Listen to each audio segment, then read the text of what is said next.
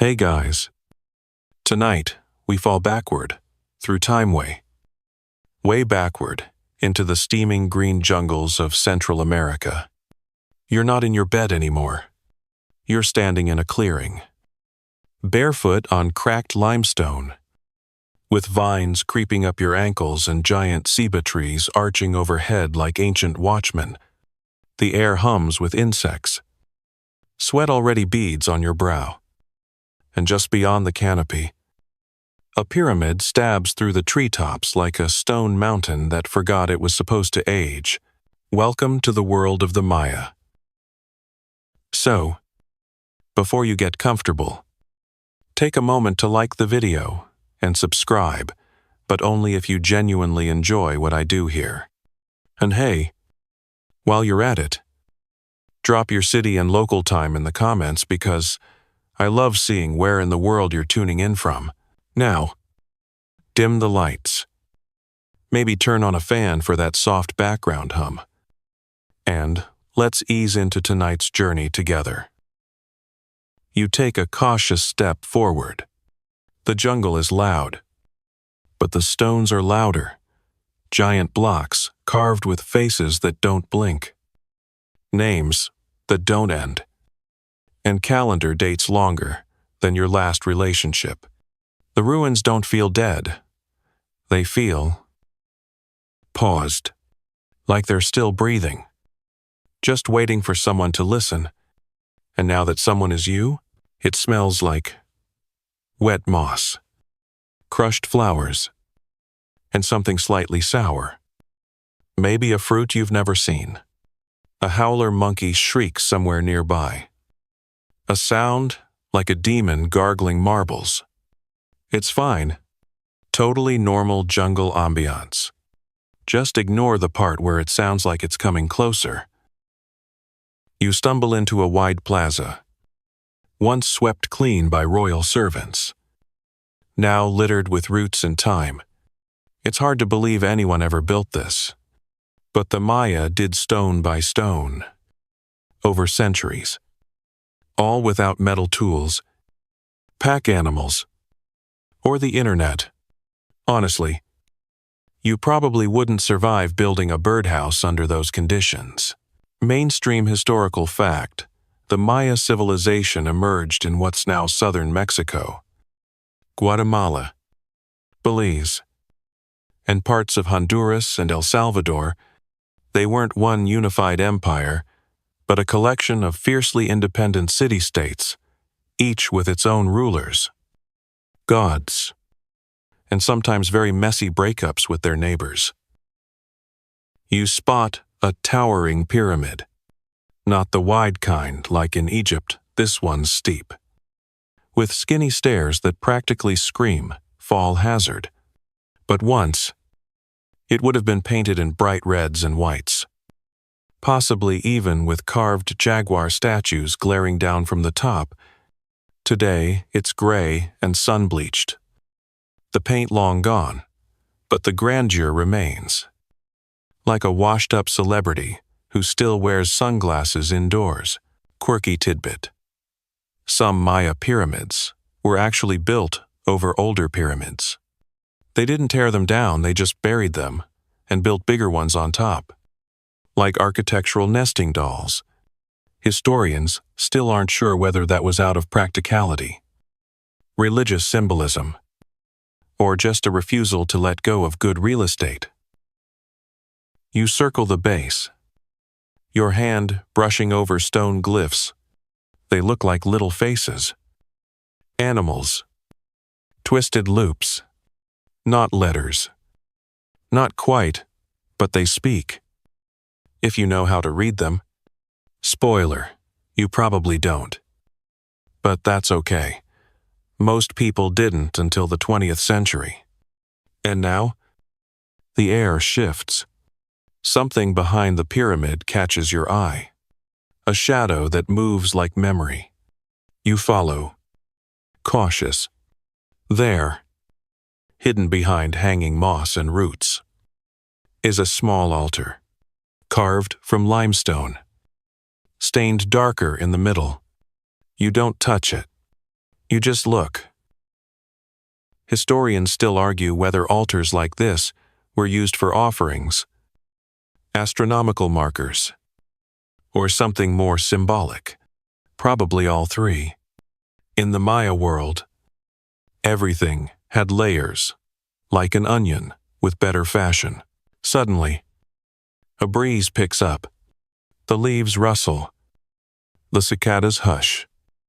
And you hear drums. Distant. Soft. But unmistakable. Boom. Boom. 2 beats. Then silence. You're not alone in this history anymore. You're standing where kings once walked, where rituals unfolded, where cities rose and fell like tides made of stone. And the jungle. It never forgot. The drums fade into the thrum of insects again. But something lingers, a rhythm still pulsing faintly in your chest. Like you've inherited the heartbeat of the land itself. You ease through the brush and into another clearing, where the air smells different now, earthier, sweeter, like roasted maize and fresh-cut leaves. There's a circle of people ahead, seated cross-legged around a fire, their eyes glinting with stories that have outlived the bones of the ones who first told them. You slip into the circle like smoke, the warmth of the flames flickering across your face as an old man raises his hand for silence. He wears feathers, obsidian earrings, and an expression that makes you sit up straighter, like he's about to explain the universe, and expects you to take notes. He begins not in words, but in images.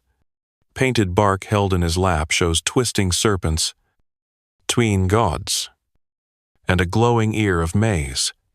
The Popol Vuh, he mutters. The sacred book of beginnings. Mainstream historical fact.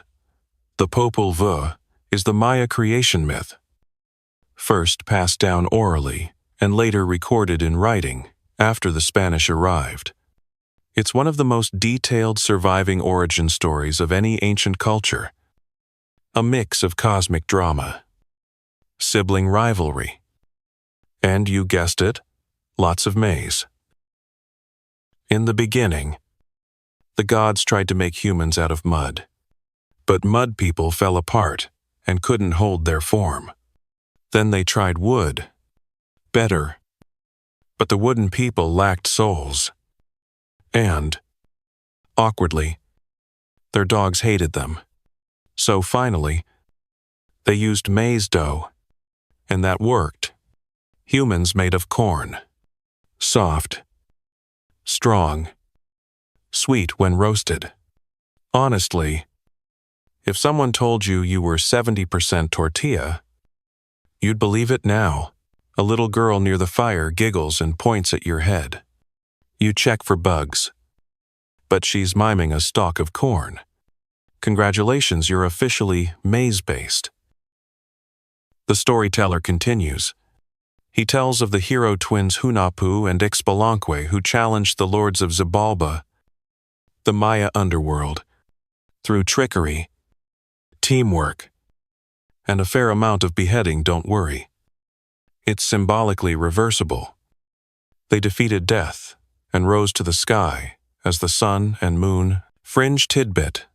In parts of modern Guatemala, villagers still perform dances based on the hero twins' journey, sometimes with wooden masks, awkwardly modern musical instruments, and the occasional appearance of a chicken wearing a cape. Historians have yet to explain the chicken's significance. Maybe it's spiritual. Maybe it's just bored. You glance up from the fire and realize the stars above you are painfully bright. Cut glass clear. No streetlights. No planes. No buzzing transformers. Just sky and time. And here's the thing, the Maya watched that sky with a precision that would have impressed NASA. They didn't just look for beauty. They looked for meaning. The movement of Venus, the eclipses, the solstices all charted. tracked, calculated, and all woven into stories like the ones whispered around this fire. Historians still argue whether the Popol Vuh was meant as literal truth, poetic allegory, or a bit of both. But here's the secret in Maya cosmology. Myth and math weren't separate. They talked to each other. The gods used numbers, and the stars used stories. The fire crackles louder now. The old man finishes his tale, and the circle begins to hum, a low sound, soft and steady, like the earth singing lullabies. You feel your eyelids flutter, not with sleep, but with something older, recognition. Maybe. You glance at the bark book again, but the images are shifting. Not literally, you're just seeing them differently now. The gods aren't just deities. They're metaphors. The maze isn't just food. It's identity. And the hero twins. Maybe they're every sibling who ever bickered. Every kid who defied death. Every soul who dreamed of light. You rise. Not because you're done, but because you're being drawn forward. The jungle is waiting. The gods are watching. And your next step, it leads into cities made from stories. The night leans in as you leave the circle, the scent of wood smoke clinging to your skin. Underfoot, the path narrows and firms into packed earth, flattened by centuries of footsteps. Somewhere behind you, someone is still humming that lullaby tone hum, and you can't tell if it's a person or the jungle itself carrying the tune. Either way, it's weirdly comforting. Ahead, the darkness parts just enough to reveal it your first true Maya city. Not a village, not a scattered clearing. A proper, monumental, ego-stamped metropolis made from limestone and ambition. You step into its bones, and it swallows you whole. Stone walls rise on either side, carved with scenes of dancers, warriors, jaguars, and lords wearing expressions that say, "Yes, I absolutely commissioned this to impress strangers centuries later." Ivy claws at the edges, but most of the glyphs are still legible, especially if you squint and pretend you understand ancient hieroglyphic grammar. Mainstream historical fact: early Maya cities like Nakbe and El Mirador began to flourish during the pre-classic period. As early as 1000 BCE, these weren't just temporary camps, they had causeways, plazas, pyramids, reservoirs, and elite neighborhoods that would make modern HOA boards weep with envy. You pass a market square, or what used to be one. You imagine traders shouting prices, kids chasing each other with tamales, and a man definitely overcharging for obsidian earrings that look authentic, but are 70% imported. And then, there's the temple. It looms out of the darkness like a ship built by giants. The steps are steep, ridiculously steep.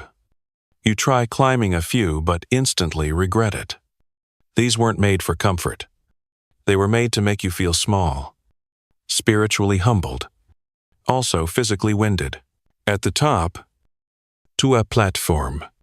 You stand there now, sweat cooling on your back, gazing down at a city made of precision, everything aligned, every structure pointing somewhere, not just to the stars, but to meanings. The layout isn't random, it's cosmology in stone. Fringe tidbit: some Maya temples were built over cenotes, natural sinkholes filled with water, which they believed connected to the underworld. So yeah, in addition to being astronomically aligned, These temples were also standing on ghost swimming pools. You feel better now. You descend more carefully than you climbed. You're not here to recreate ancient emergency room visits and follow a causeway paved with white plaster sac-biobe. The white roads. These connected cities through the dense forest, gleaming even under moonlight. Some were built not just for foot traffic, but as ceremonial walkways. That's right. Your commute could literally be a holy pilgrimage. You pass through another gate and realize something crucial. This isn't a ghost town. Not in spirit. There's rhythm here, held in the layout of plazas. The echo of your footsteps. The memory of drum beats embedded in the stone. Maya cities weren't chaotic sprawls. They were intentional, planned, symbolic. Historians still argue whether city growth was driven primarily by religious leadership, economic necessity, or sheer political power struggles. But the end result was the same monumental cities nestled in unforgiving jungle, defying both terrain and common sense. You pause beside a crumbling stela, a stone monument carved with a figure in regal headdress, arm raised like he's giving a TED Talk. The glyphs beside him record a date in the long count calendar. It's a Wednesday. Probably. You're not here for exact math. You sit on a step and watch as dawn teases the horizon with gold. The jungle exhales. A bird screeches like it's auditioning for a horror movie. The stone beneath you is warm. You think of those first builders barefoot, sunburned, hauling rocks bigger than they were. No cranes, no wheels, just muscle, will, and a deep belief that this city, this pyramid, this stela, would matter, and they were right. Because here you are, Century-Letter, sitting in the ruins, listening. Their voices didn't vanish. They just changed form. You stretch your legs and feel the first real heat of day settle across your shoulders like a lazy python. The stone step beneath you has soaked up centuries of sunlight and seems determined to share every drop of it. Ahead, a path lined with toppled columns leads you toward something that doesn't look like a building at all. It looks like a clock. A really confusing one. One that probably doesn't help you figure out when your Amazon package is arriving, but could totally tell you when Venus is rising in the third cycle of the 13th Baktun. You've reached one of the Maya's calendar complexes. Mainstream historical fact. The Maya created not just one, but multiple calendar systems. The Tzolk'in, a 260-day ritual calendar. The Hab, a 365-day solar calendar. And the Long Count, which tracked massive cosmic cycles. These systems overlapped like gears in a clock. It was elegant. It was intricate. It was horrifying if you hated math. A giant stone disk lies half buried nearby, covered in concentric rings and symbols that look like snakes doing geometry. A nearby glyph tells you the current day is something like 8 wind, 9 monkey, 10 katun seitsemän. You pretend that makes sense, and nod wisely to an invisible priest. People once gathered here. You realize not just to worship, but to keep time, to organize rituals, predict eclipses, and decide the best day to plant beans or invade the neighbors. A priest would have stood at the center of this platform, eyes raised to the stars, murmuring calculations that governed entire city-states, and possibly gave him massive eye strain. You lie on your back and stare up at the sky. No phone. No clock. No calendar app. Just your own breath syncing with the rhythm of the birds, the rustling canopy, and something older, something measured, fringe tidbit.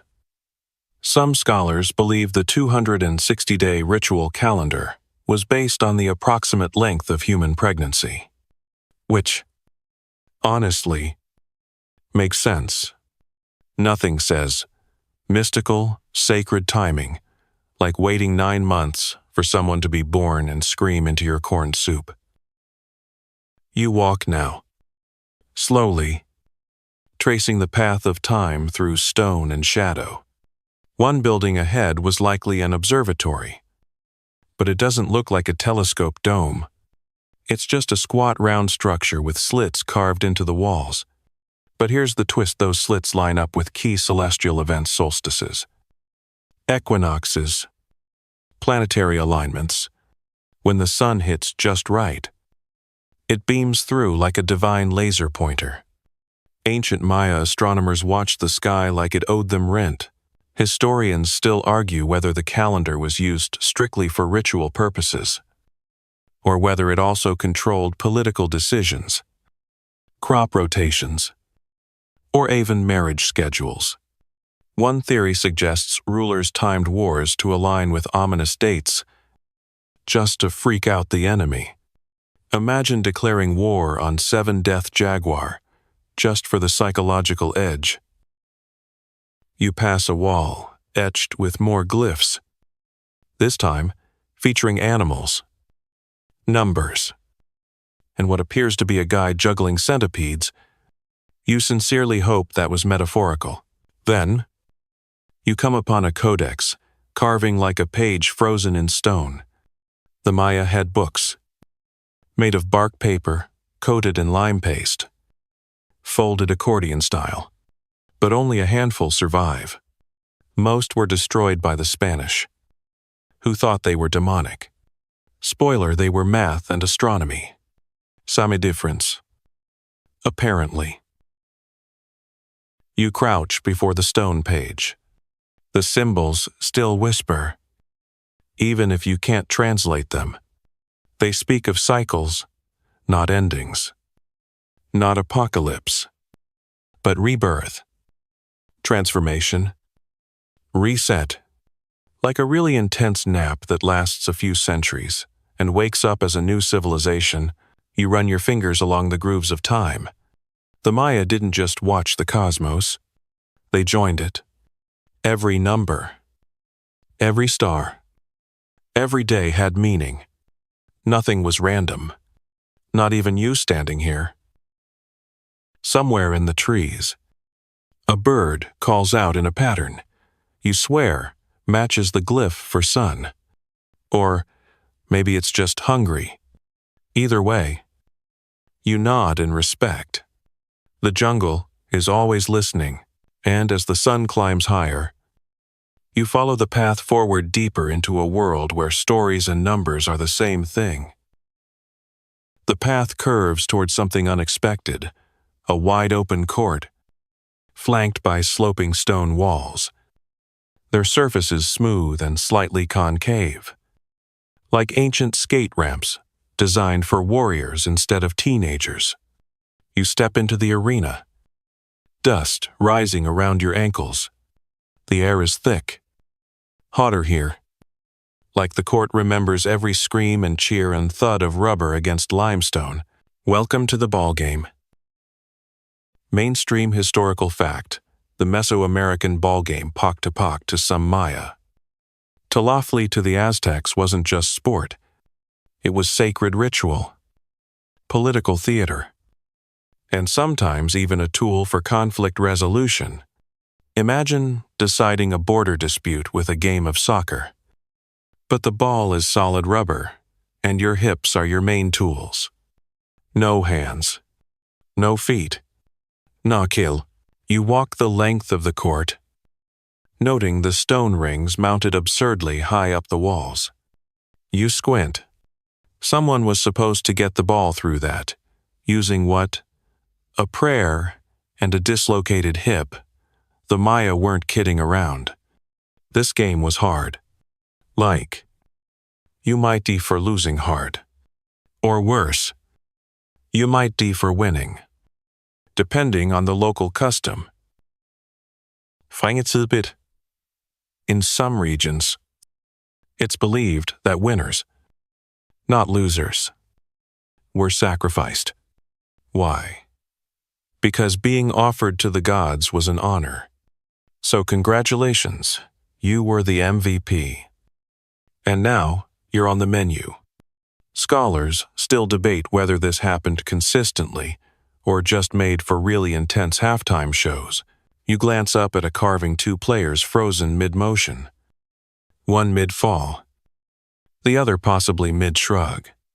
Behind them looms a god figure, half human, half jaguar, holding a severed head in one hand and what appears to be a turtle shell in the other. Maya symbolism was layered. The court is surprisingly wide. You imagine the thunder of the crowd. Priests watching from shaded seats. Kings nodding to each other. Behind inscrutable masks. The ball itself was made of solid rubber, bouncy but brutal, weighing up to 9 pounds. It could bruise, break, or knock the wind right out of you. Not that medieval Europe had safer sports jousting. Anyone. Still. This was intense. You sit briefly in the stone stands. They're not comfortable. History rarely is. A lizard scampers by your foot like a streak of muscle and suspicion. In the shadows of this court, you can feel time stretching taut, like a leather cord ready to snap. This wasn't just a game. It was cosmic drama, reenacted with sweat and impact injuries. Historians still argue whether all games were ritualistic or if most were more casual affairs. Some courts suggest regular practice and even tournaments, while others show signs of singular, high-stakes events. Think local league versus Super Bowl of Doom. You walk over to a glyph-studded scoreboard of sorts, carved directly into the wall. It's hard to tell if it tracks points or body count. Either way, someone kept score, and someone definitely kept secrets. You imagine players training for years, dreaming not of fame or trophies, but of transcendence, to be part of the story of the gods. To relive the journey of the hero twins, battling the underworld through sheer athleticism and sweaty devotion. Remember the Popol Vuh. That mythic ball game wasn't just allegory. It was blueprint. The ball court was a stage, the game a ritual. The players, avatars of cosmic forces. You exit through the ceremonial arch at the far end of the court. The stone is carved with jaguar paws, maze symbols, and something that looks a lot like a helmet. Modern sportswear. Maybe. Or maybe foreshadowing for a Nike collab that never happened. The jungle presses in again, cooler under the trees, but the rhythm of the ball echoes in your chest. Boom, boom, like those drums again, or your own pulse, remembering what it meant to play for honor, gods, and possibly your life. And as you leave the court behind, one thing is clear: this was no mere pastime. This was a portal. You follow the trail away from the court, heart still thudding with phantom drums and phantom balls, when the jungle gives way to something even more mysterious. Homes. Not palace. Not temples. These are everyday places, modest and clustered, shaded by trees whose roots dig deeper than dynasties. Welcome to the part of Maya life that rarely gets the spotlight: the common folk. The farmers, artisans, cooks, potters, and weavers who kept the cities running while kings and priests debated calendars and carved prophecies into walls. Mainstream historical fact: Most Maya didn't live in pyramids. They lived in simple thatched roof houses made of wood, clay, and stone foundations. Whole extended families often lived in small compounds, each household with its own garden, hearth, and enough children running around to create a daily mini chaos. You enter one of the remnants, just a rectangular platform now. Overgrown, but unmistakable. You imagine walls made from wattle and daub, a slanted roof shedding rain, and a clay hearth that once warmed tamales wrapped in banana leaves. You can practically smell the earthy steam and hear the quiet hum of gossip over grinding stones. Quirky tidbit.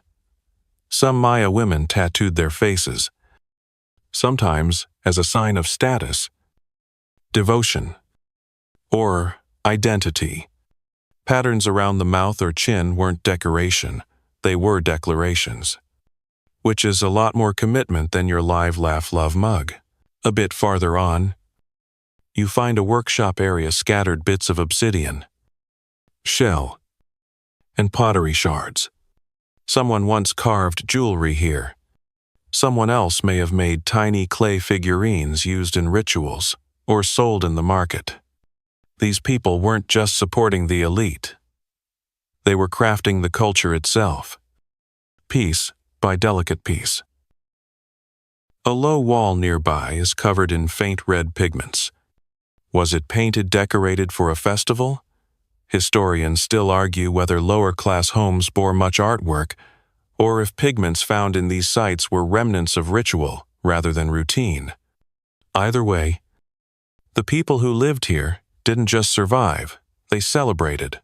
A woman walks by in your imagination, balancing a clay jug on her head without spilling a drop. Kids follow, chasing each other with woven grass toys and squealing about a snake that may or may not be real. Somewhere nearby, a man grumbles as he sharpens a stone tool, watching the sky for signs of rain or gods, depending on the mood. In one house platform, you find a carved burial stone, half sunken in the earth. The Maya often buried family members under or near their homes, keeping ancestors close. Quite literally. That's right. Dinner with Grandma took on a whole new meaning when she was buried under the kitchen. You crouch, running your hand along the stone, feeling the weight of daily lives layered beneath this ground. These weren't nameless peasants. These were people who remembered and were remembered in turn. Their names may not appear in codices, but their footprints shaped every temple and court you've passed. You pass a small garden, or what once was raised beds. Old soil. Maya farmers were brilliant, adapting to rocky terrain and fickle rainfall with techniques that still impress agronomists today. They built terraces, raised fields, and even floating gardens. Their secret weapon, knowing when to listen to the land instead of shouting at it. Fringe fact: the Maya domesticated bees, not the stingy kind, but gentle stingless bees, used for sacred honey. Some households had hollow logs or pottery for beekeeping, and honey was used not just for food, but for medicine and rituals. Sweet, sacred, and super eco-friendly. You pause under a guava tree, half expecting someone to call you in for dinner. The wind smells like roasted squash, distant smoke, and maybe just a little rain.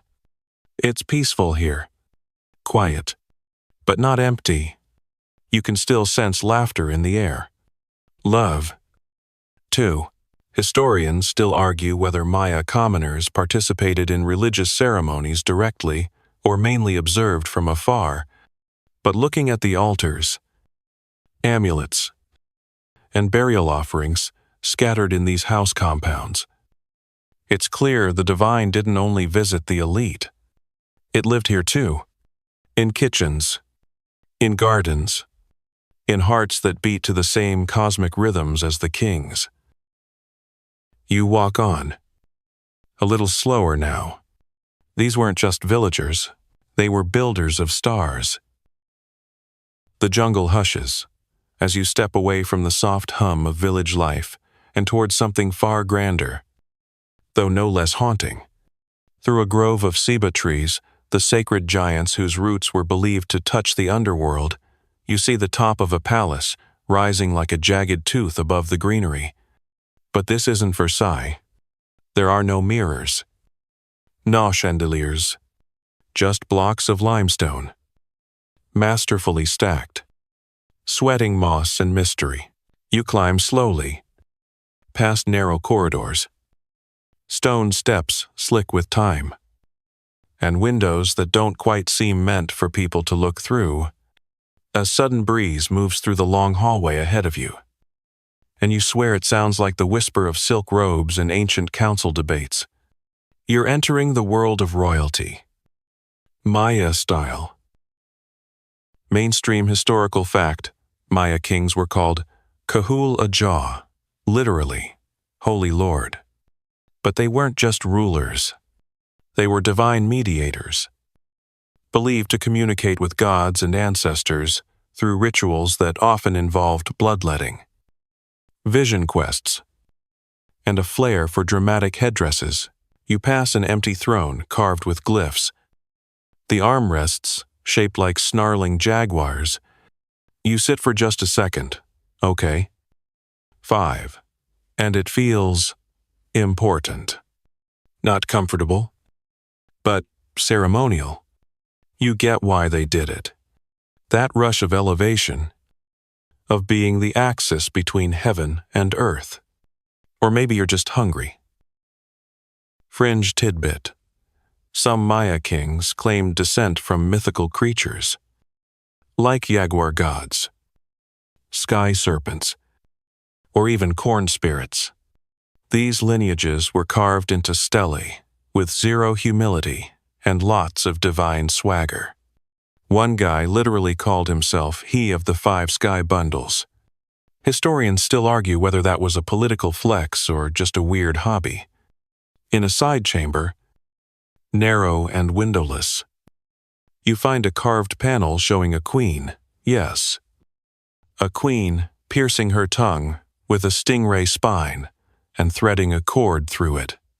No, not for fashion, for visions, for sacred pain. Blood was believed to feed the gods and open portals to the spiritual world.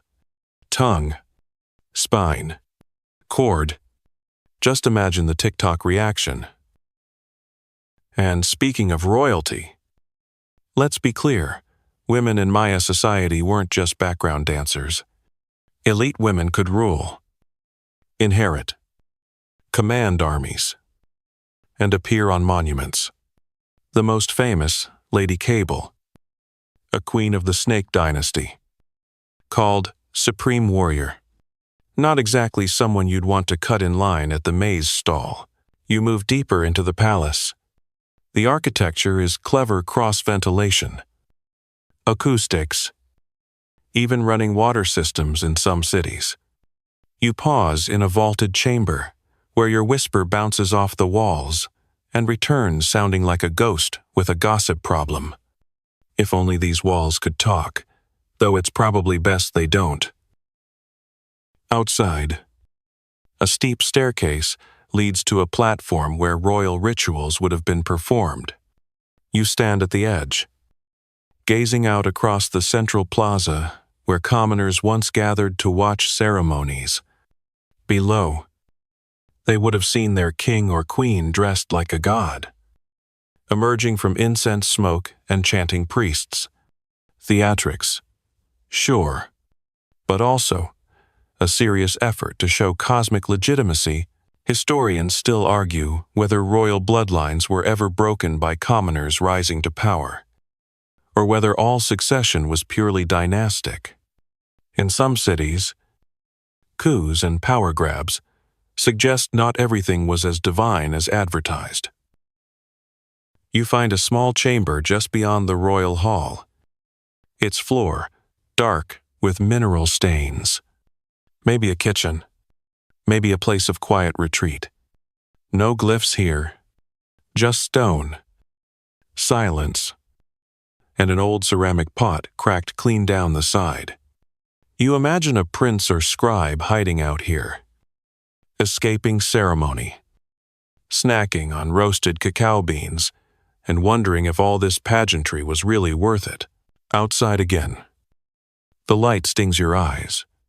The palace, for all its grandeur, feels like a place where duty outweighed comfort, where being divine meant sacrificing your sleep, blood, and probably your weekends. Still, you can't deny the power in the stones, the sheer audacity of this place. It wasn't built to disappear. It was built to outlive, and it has. The path dips and rises, winding away from the royal plaza and into the spiritual belly of the city. As the foliage thickens again, so does the silence, less like absence, more like anticipation.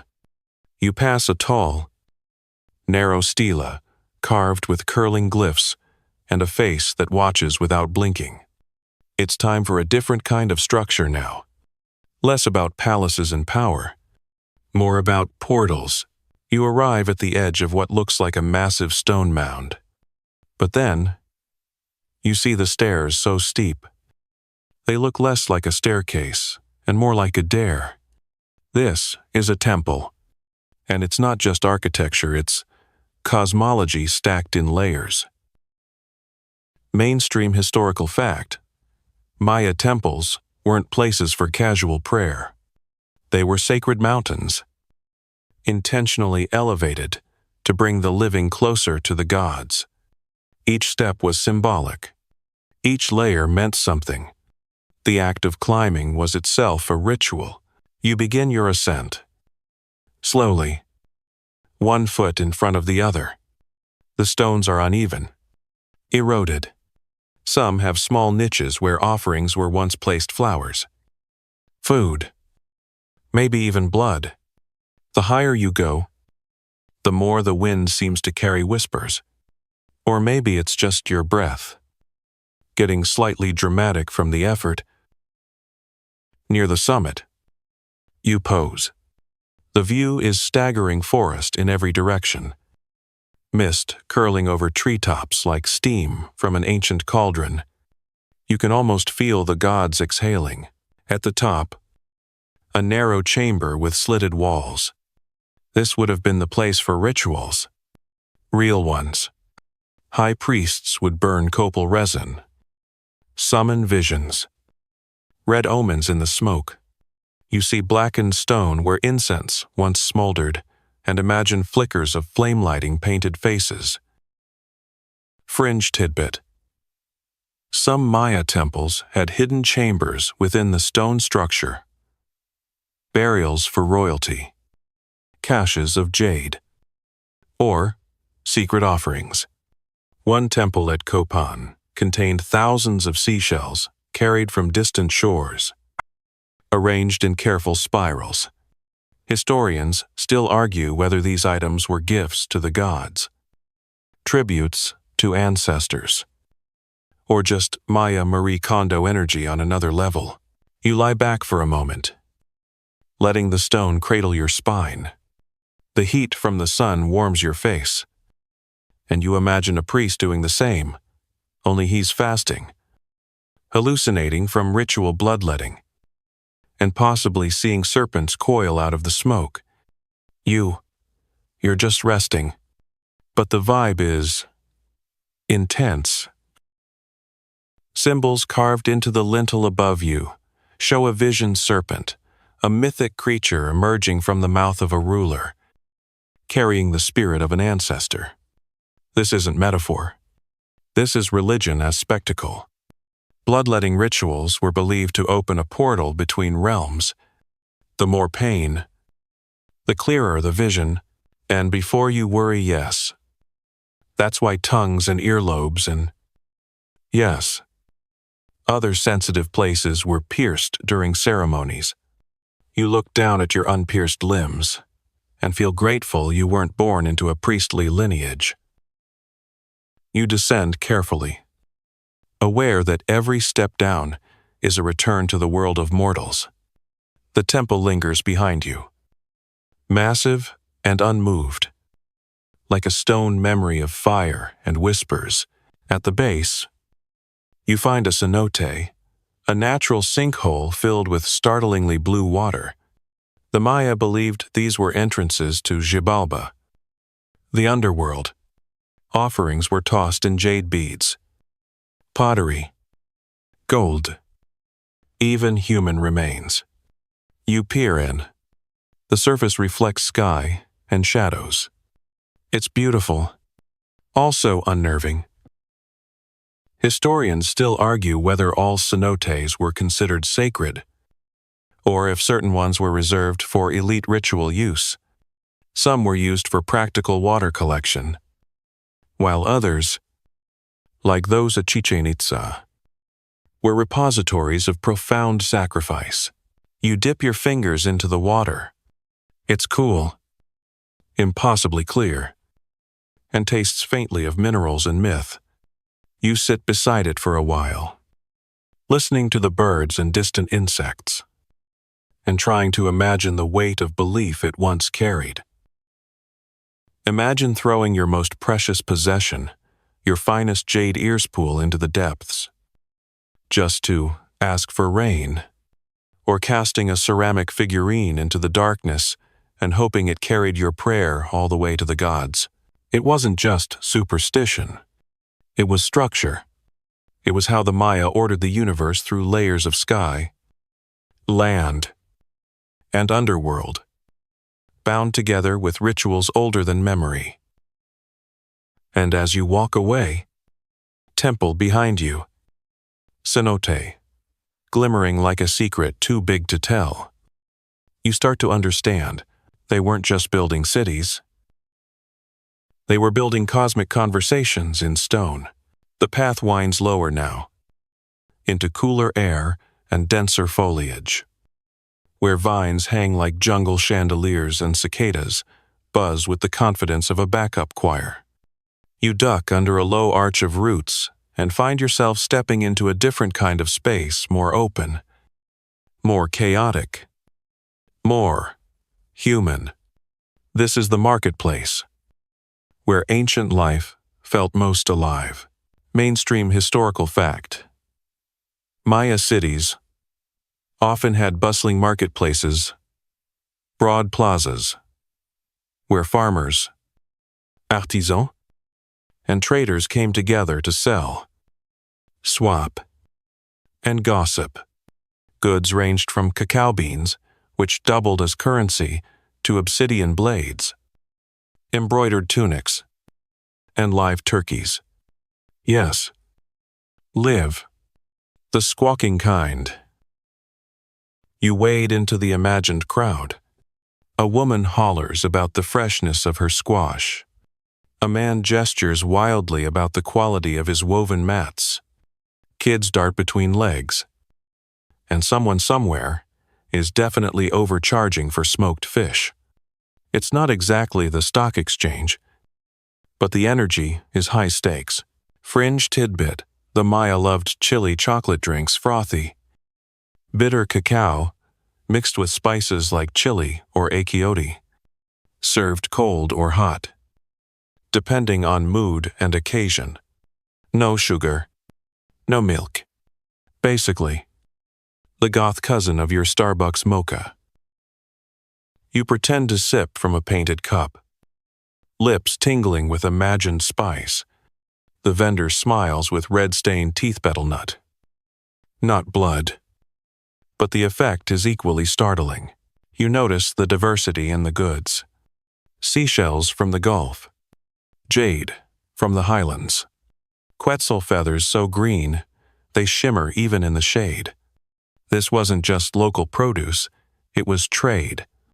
and it stretched across thousands of kilometers, connecting Maya cities to distant cultures like Teotihuacan, and later, the Zapotecs and even early Toltecs. Some stalls feel semi-permanent wooden beams, woven awnings. Others are more casual mats, laid on the stone with piles of dried corn, beads, or bones. Everyone's hustling, and yet somehow no one's in a rush. This is commerce with ritual embedded, where every transaction is also a relationship. Every deal sealed with a nod, and maybe a tiny curse if someone's being shady. You lean against a sun-warmed stone column and observe a game of patoli, a gambling game played on a cross-shaped board with beans as dice and goods as stakes. One man loses a whole string of cacao beans and laughs like he just paid tuition to the universe. Another walks away smug with a jaguar tooth pendant. You don't join in. The jungle already took your last pretend coin. Historians still argue whether marketplaces were centrally managed by city rulers or left to operate organically. Some evidence points to state oversight, especially in capital cities, while smaller settlements may have had more communal models. Either way, this wasn't capitalism, but it wasn't chaos either. As you stroll on, you pass through a section where music bubbles out flutes, drums, even a conch shell horn. Musicians perform for coin, but also for spirit. Music, like everything else, had ritual purpose. You feel it in your chest. Each beat a reminder that this isn't some stiff, vanished culture. It was vibrant, loud, lived in. You follow the scent of something grilled and smoky.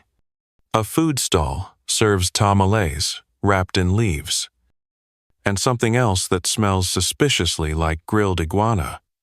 You don't ask. You just nod. Respect the hustle.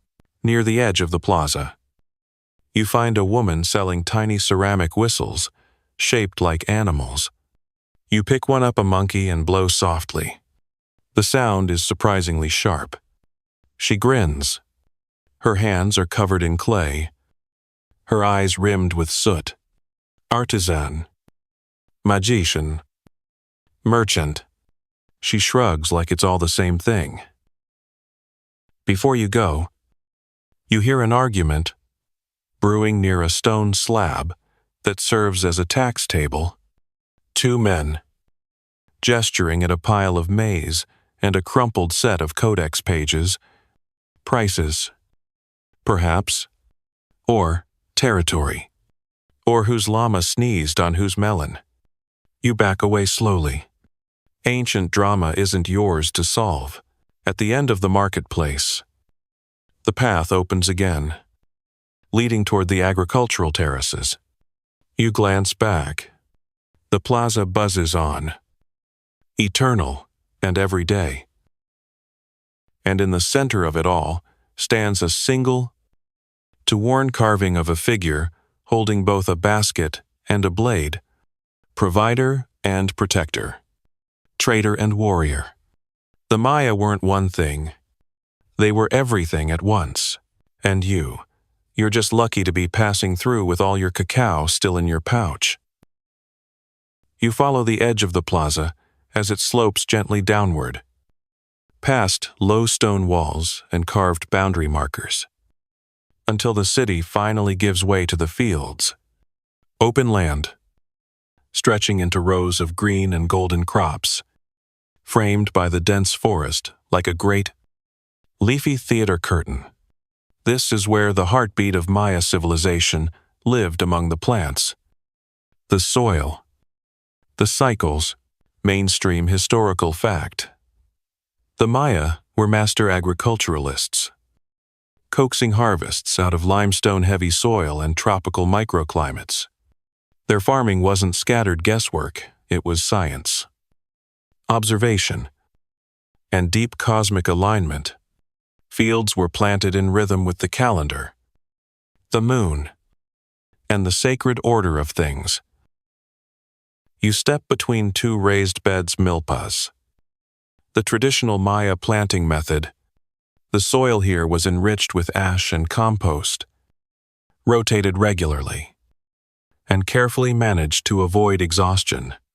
Corn grows tall beside beans, which curl upward and fix nitrogen into the ground. And squash sprawls out like a lazy cat, shading the soil and keeping it moist. It's basically ancient permaculture. And honestly, more organized than your fridge. A farmer walks by in your mind's eye broad hat, a digging stick slung over his shoulder, dirt beneath fingernails and decades in his squint. He pauses to look up at the sun, says nothing, and keeps walking. There's a kind of peace here. Labor, yes, but with purpose. Fringe tidbit: the Maya didn't just farm on land. In the swamplands of the Yucatan, they built raised fields on waterlogged ground, separating rows of soil with canals that could be paddled through, floating gardens. In essence, highly productive, and also very aesthetic. If Instagram had existed in 700 CE, this would be their grid. You follow a narrow path toward a ridge where terraces curve like giant steps into the hillside, built with retaining walls and stone channels for drainage. These terraces let the Maya farm at scale, even on steep or rocky terrain. It's smart. It's sustainable. And yes, it's extremely photogenic. Historians still argue whether these techniques were universal across all Maya regions or if different cities adapted unique solutions to their geography. In some areas, slash and burn was common. In others, permanent plots were carefully managed for generations. You pass a small shrined altar at the edge of the corn rows, just a flat stone with a few offerings, a burnt-out candle, a couple of cacao beans, and a tiny carved frog. Agriculture, for the Maya, wasn't just economy, it was cosmic duty. Planting corn wasn't just survival, it was sacred. After all, the Maya believed humans were made from maize dough, shaped by the gods. After earlier prototypes, mud people, wood people didn't quite work out. You, yes, you, are basically a walking tamale. The wind shifts, rustling the rows of maize like 1,000 whispering dancers. You pause to listen. The rhythm is soothing, a kind of leafy lullaby. In this moment, you understand how farming could be meditative, even spiritual. You spot a tool half buried, obsidian bladed, wrapped with woven fiber, a digging stick, still sharp, still waiting. You leave it be. Some things belong to the earth. Near a cluster of trees, you stumble upon a beehive log hollowed wood with a clay cap, home to stingless bees. Remember them. From earlier, these little workers were nurtured in family gardens. Their honey collected not just for sweetness, but for ceremony and healing. Maya honey was antibacterial, sometimes mixed with herbs or used in childbirth rituals. Better than cough syrup, and definitely tastier. A family compound looms nearby, with fruit trees shading drying racks, clay storagayars, and what looks like a makeshift bird pen. You imagine small chickens darting underfoot, a woman grinding maize with rhythmic precision, a child nibbling on roasted squash seeds and offering you exactly 0 to share. The fields stretch far beyond what you can see. This was the Maya breadbasket. Yes, but it was also their calendar, their mythology, their daily prayer. When rain didn't come, they prayed. When windstorms flattened their crops, they rebuilt. When locusts swarmed, they burned incense and asked the gods for mercy. Historians still argue whether agricultural collapse played a key role in the broader Maya decline, or whether political and warfare factors were more significant. Likely, it was all connected: drought, soil, exhaustion, too many mouths, too few rains. Even the most careful systems have breaking points. You sit down on a rock, warmed by the sun, watching a hummingbird hover over a bright yellow bloom. There's so much life here. Not just survival, but joy, color, faith in each day's labor. And, beneath your feet, hundreds of years of footprints, worn into the paths, evidence that even the most complex civilizations are built not by kings or gods, but by calloused hands and hopeful seeds. As the golden haze of the fields fades behind you, your path curves through denser vegetation again, except now, the jungle feels a little different. Heavier, thicker, more watchful. You're walking toward the dead, though nothing here is truly still. You soon reach a low stone wall encircling an area dotted with mounds, kavlemakas, and broken stelae. This is a burial site, not just a cemetery, but a landscape of memory. Here, the Maya honored ancestors with a care so deep, it was almost architectural. Mainstream historical fact: the Maya buried their dead under their homes or in specially designated grave platforms, often with elaborate grave goods, jade beads, obsidian blades, painted pottery, and sometimes food for the journey to the next world. Death wasn't an ending, it was a transit station. You kneel beside a crumbling stone marker. Its top is carved with a profile face, half human, half skeletal. The mouth is open, as if still whispering. Around you, fragments of offerings, a half-cracked bowl, a shell earring, the faintest dust of cinnabar red pigment. Flanga tidbit in some elite burials, especially for kings or high priests. The Maya placed cinnabar, a mercury-based red powder, directly on the bones. It was a symbol of life, blood, and sacred transformation, but it was also extremely toxic. So yes, the dead were sometimes better dressed than was strictly safe for the living. You wander through the site, careful not to disturb what remains. Some graves are modest, just a few stones and a clay pot. Others are complex, with multiple chambers and skeletal remains, carefully arranged in the fetal position, ready for spiritual rebirth. One low mound has a set of carved steps leading down into darkness. You peer in. The air smells of damp limestone and thyme. This could have been a family tomb, used for generations. Each layer of bones, a new layer of connection.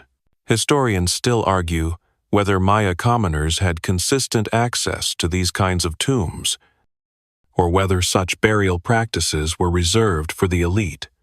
Evidence varies by region. Some villages show widespread ancestor veneration, others more stratified remembrance. You press your palm against the side of a burial mound and close your eyes. No visions, no ghosts, just the deep thrum of presence. You're not alone here, and you're not supposed to be. The Maya lived among their dead. Ancestors were advisors, guardians, and even occasional housemates, spiritually speaking. You walk past another grave platform, this one surrounded by broken incense burners and clay effigies, perhaps a ritual site, where descendants came to feed the spirits with offerings, songs, and prayers. You imagine a quiet ceremony at dusk, candles flickering, someone chanting softly, and the smell of burning copal rising into the stars. And then, just past a leaning stela, you find something unexpected, a ball court. Not grand, like the earlier one, but small and overgrown. You pose. Puzzled. Why would a ball court sit beside a graveyard? Turns out, in Maya belief, the ball game wasn't just sport. It symbolized the cosmic battle between life and death, day and night, the gods and the underworld. Some matches reenacted mythical stories. Some honored the dead. And in rare, deeply sacred cases, the game itself was a funeral. You step into the court, grass brushing your knees, and feel the gravity shift. This wasn't a place for spectators. It was a place for ritual performance. Imagine playing a game to send a soul on its journey, or to plead with the gods to bring rain, or just to keep the underworld from swallowing the sun. The walls of the court are worn, but still hold their shape. You touch one, warm from the afternoon heat, and think about the players who once sprinted here. Sweat flying, stakes cosmic. Not everyone lost their head after the game. By the way, that's mostly exaggeration. Mostly. You exit the court and glance once more at the burial mounds. Each one a quiet reminder that the Maya didn't see death as an enemy. It was a continuum, a shift of form, not presence. The dead didn't disappear.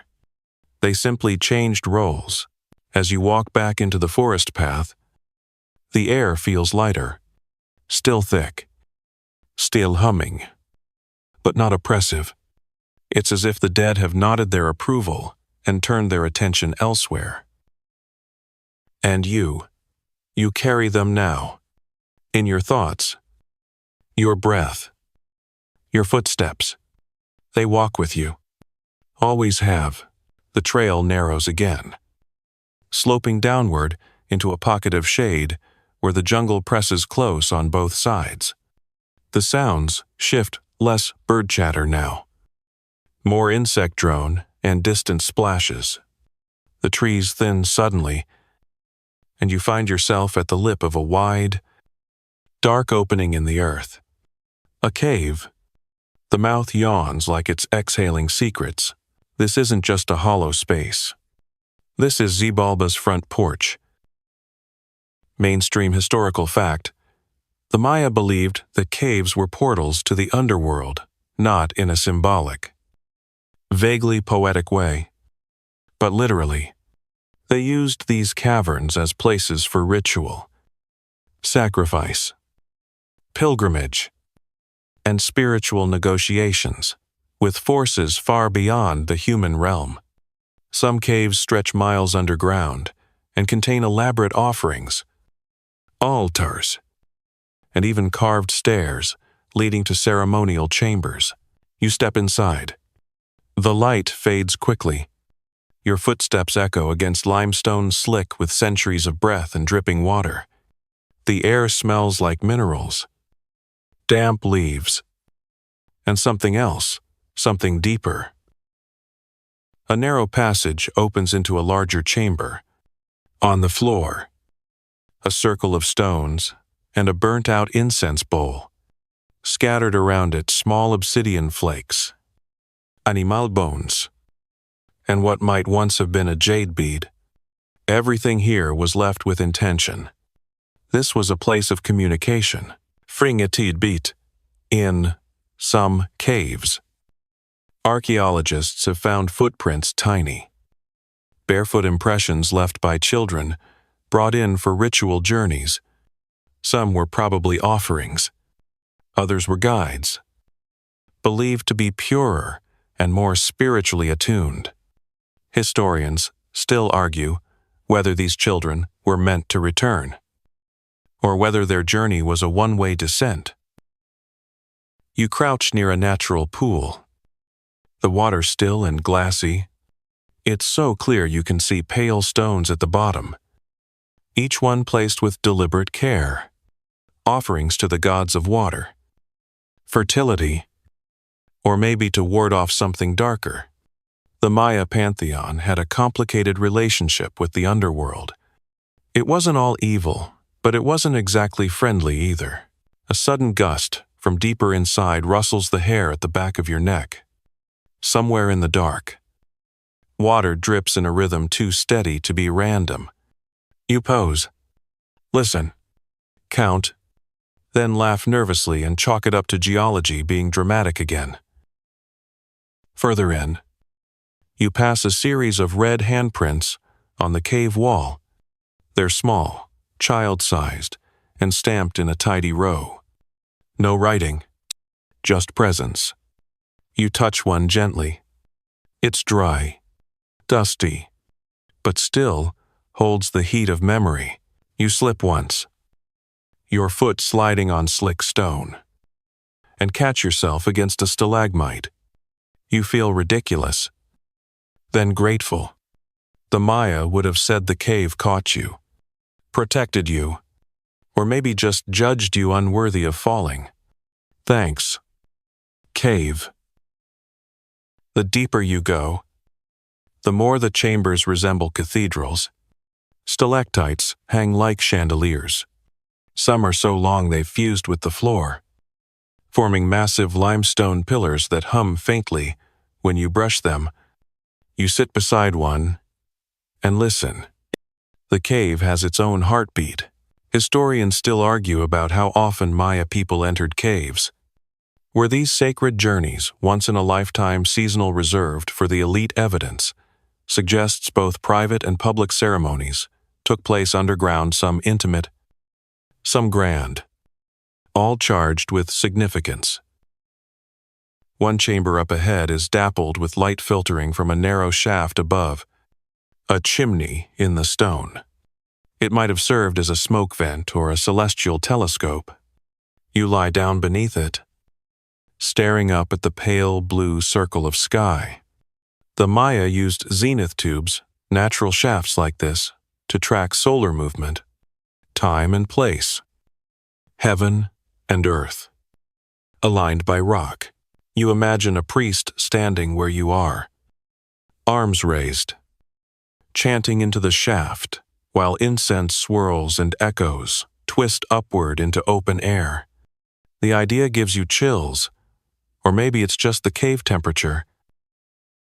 You begin your return journey, back through echoing halls and narrow slots. Your torch or flashlight, or mental lantern. However you're navigating this story, throws dancing shadows across walls that feel older than time. And still, the quiet clings to you. Less ominous now, more like company. At the entrance, the sunlight is blinding. You squint as you step into the green again. The world of roots and birds and sweat. Behind you, the cave sighs closed like a book you're not yet meant to finish. You don't look back. You don't need to. Whatever waited in the dark, it saw you, and it let you go. You emerge from the cave blinking like a mole that's just discovered sunlight. Feet crunching softly on gravel and moss. The air outside feels warmer, less charged, but your ears still carry that underground hum, like a memory of stone sighing. It follows you as the forest opens again, this time revealing something utterly unexpected, a series of enormous, precisely placed columns, spiraling in concentric paths. You've arrived at an observatory, not with telescopes or domes, but stone and sky and silence. This is how the Maya watched the heavens, by standing still and letting the cosmos do the moving. Mainstream historical fact, Maya astronomers tracked celestial bodies with astonishing accuracy. They predicted eclipses, mapped planetary cycles, and built structures aligned perfectly with solar solstices and equinoxes. Their calendar systems, yes, plural, were so intricate, they make your Google Calendar look like a coloring book. You find yourself walking in slow spirals through the stones. Some align with sunrise points. Others trace the path of Venus, which the Maya believed was the warlord star. Its appearance could trigger battles or sacred warnings.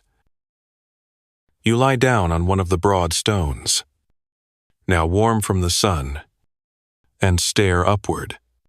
No constellations in sight. It's midday, but you can imagine how it would have looked. Black sky, pricked with starlight. Priests in feathered cloaks, pointing and murmuring. Drawing glyphs on bark paper with soot and sap. Fringe tidbit. The Maya tracked the movements of Venus so obsessively that they often paused wars or planned sacrifices to match its appearances. One codex shows over 500 pages just of Venus-related tracking. Historians still argue whether these alignments were more about religion or realpolitik. Did they believe Venus dictated fate? Or was it a handy excuse to delay conflict until the stars said go? You roll onto your side, facing a tall stone carved with snake patterns and glyphs of storm gods. It's a calendar marker, one of many. The Maya used a 260-day ritual calendar called the Tsokin, a 365-day solar calendar called the Hab, and even combined the two in a 52-year cycle called the calendar round. And then there's the long count, which tracked time from a mythic starting point in 3114 BCE. Yeah, these folks were serious about punctuality. You imagine someone asking, "What day is it?" and receiving an answer like, "It's 6 on. Shoptis Prezeche, Kankin." In the 12th Baktun, and everyone just nodding like that's totally reasonable. You sit beneath a carved lintel, showing a priest offering fire to the sun. His body is twisted in mid-ritual, his headdress stretching back like a comet's tail.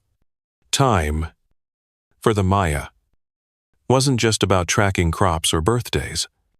It was alive. Each day had a personality, a fate, even a spirit. You weren't just born on a date. You were born under a sign. A god. A cosmic fingerprint. You pass a circle of stones with char marks possibly used for burning copal during solstice ceremonies. The scent might be long gone, but you can almost feel the echo of those flames dancing. Fire was language. Smoke was offering. Time was a spiral, not a straight line. The path leads you up a small hill, where a narrow stone corridor aligns perfectly with the sunset. During certain days of the year, the light hits dead center and pours through in a golden line, illuminating carvings deep inside. A solar laser show, powered entirely by architecture and patience. You linger here, watching the shadows shift. One moves across a carving of a jaguar standing atop a two-headed serpent. That probably means something cosmic, or maybe it's just Maya-style flair. Either way, it's more exciting than most horoscopes. And still, the question lingers, how did they know so much, with no metal tools? No telescopes. No compasses, just eyes, sky, and mind. Historians still debate how widespread this knowledge was. Was it passed down by an elite astronomical priesthood? Or embedded in everyday agricultural rhythms? The breeze picks up, the trees rustle like a low applause, and the sky above turns a deeper blue. You feel the weight of centuries watching with you. The Maya didn't just observe time, they collaborated with it, lived in it like a house, decorated it with rituals, marked its passing not just with days, but with meaning. You rise and dust off your hands. Another shadow falls across the stone, marking the slow turn of the sun, and, as you walk away, you realize you're already part of a pattern. Another dot in the long, luminous web of Maya time. The trail snakes down the hillside now, weaving between white-barked trees and bursts of pink orchid blossoms. You're moving from sky-gazing scholars back toward the grit and grind of everyday life. But don't relax just yet, because now you're heading into the royal zone, where power dressed in jade and sweat was sweetened with honey. You round a bend and see it, the palace complex, rising in grand tiers like a steppe dream. Stone columns, thatched roofs, courtyards, and shrines all stitched together into a place where ceremony met strategy. Kings didn't just live here, they performed here. This was their stage. Throne room, courtroom, and sometimes their tomb. Mainstream historical fact: Maya kings were called Kuhulaja, meaning Holy Lord, and they ruled with divine authority. Their legitimacy came from bloodlines, celestial, alignment, and frequent proof that the gods still liked them, which often meant bloodletting. Rituals, and public displays of piety that would have made even reality. Television seems subtle. You wander through the remnants of painted corridors. Faded murals still cling to the walls, warriors in plumed headdresses, scribes hunched over bark paper books, nobles exchanging what may or may not be dirty looks. The paint was once vibrant reds from hematite, blues from Maya blue, a pigment so stubborn that modern chemists still marvel at it. A few courtyards ahead, you find the throne platform, flat and wide, with footrests and back supports made of intricately carved stone.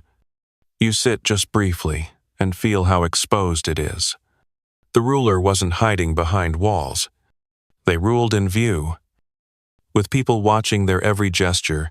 Fringe tidbit: the king's role included not just governance and military decisions, but ritual bloodletting, using stingray spines or obsidian blades to draw their own blood as a spiritual offering, often done in public. Pain wasn't just endured, it was expected.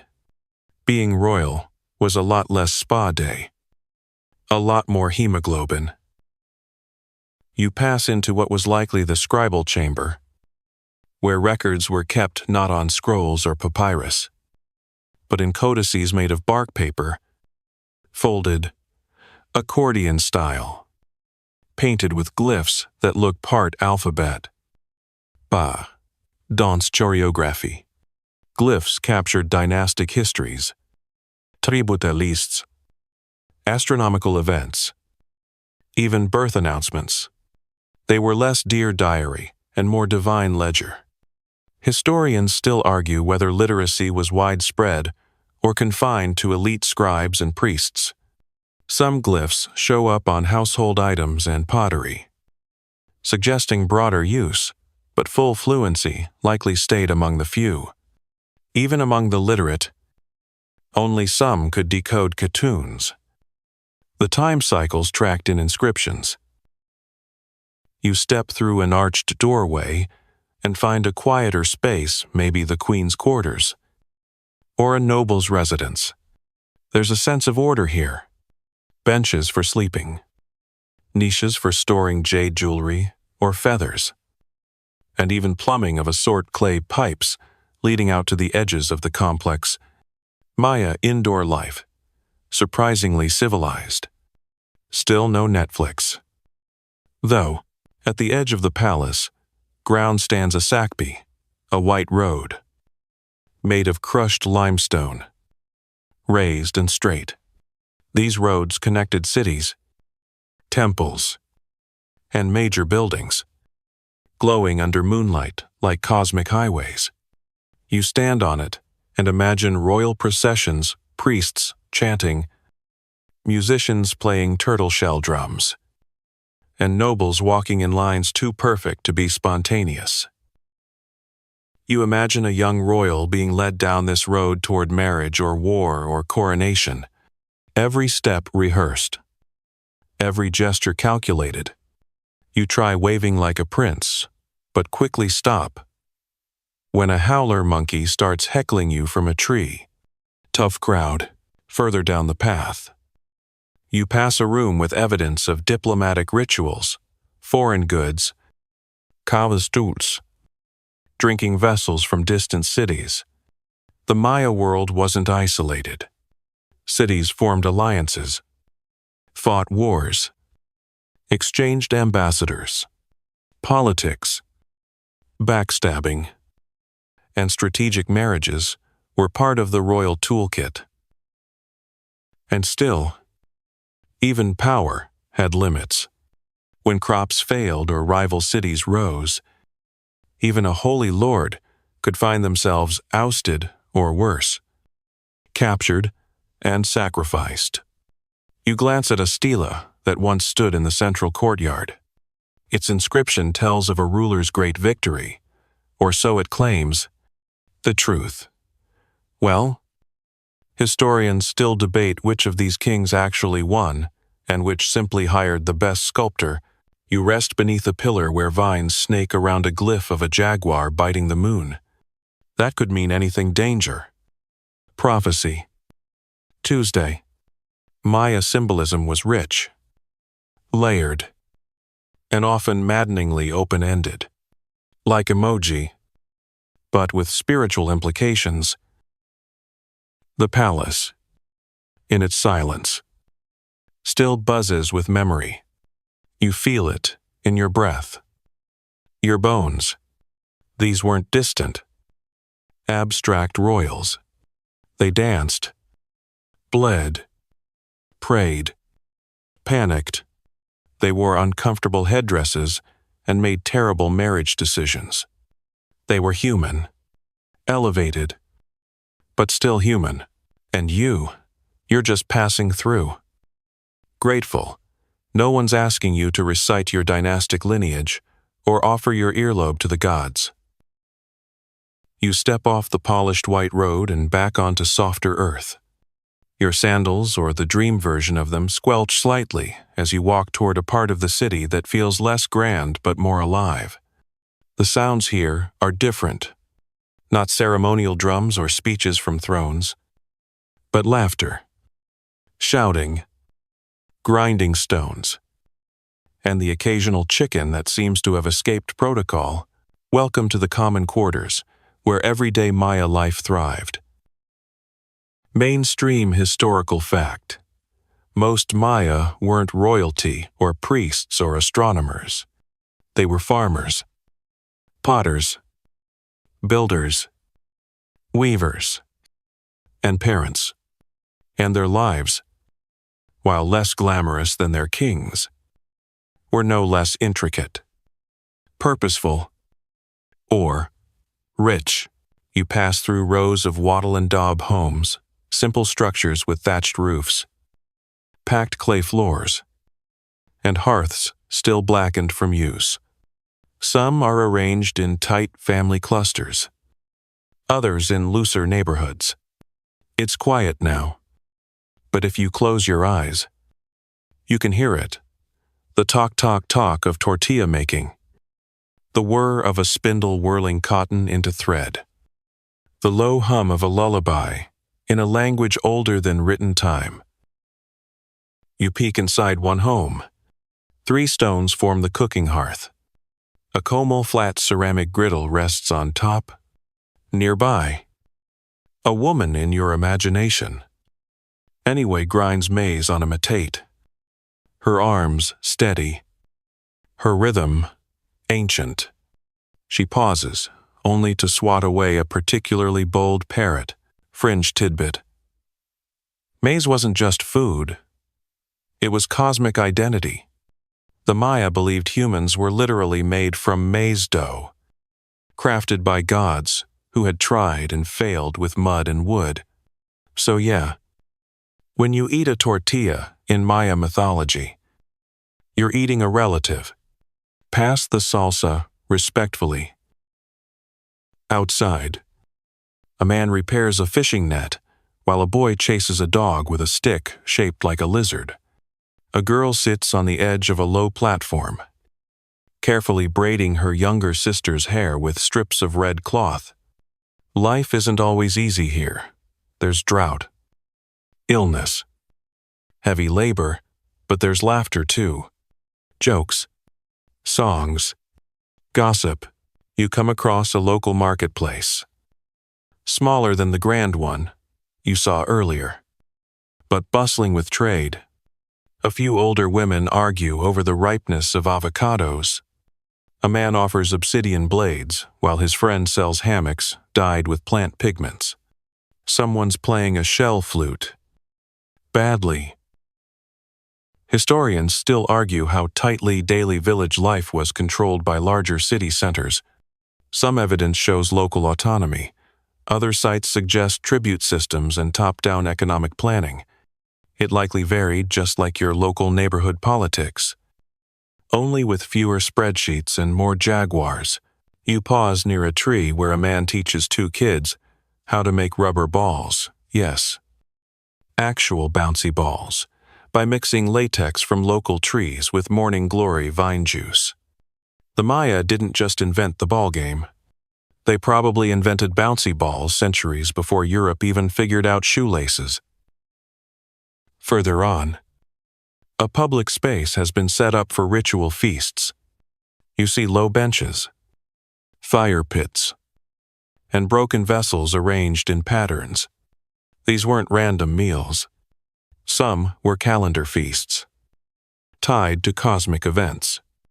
Others honored ancestors, and still others just excuses for the community to come together and eat too much grilled iguana and spicy stew. You sit for a moment beneath a tree, thick with orchids and moss, watching the imagined bustle around you. The Maya didn't live in ruins. They lived in homes, with birthdays and chores and favorite jokes and bad weather days.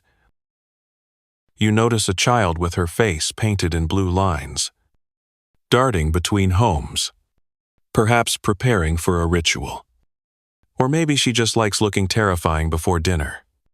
Either way, she giggles and disappears. Before you can ask, even here, spirituality hums beneath the surface. A tiny altar sits outside one house, with flowers and maize set in neat piles.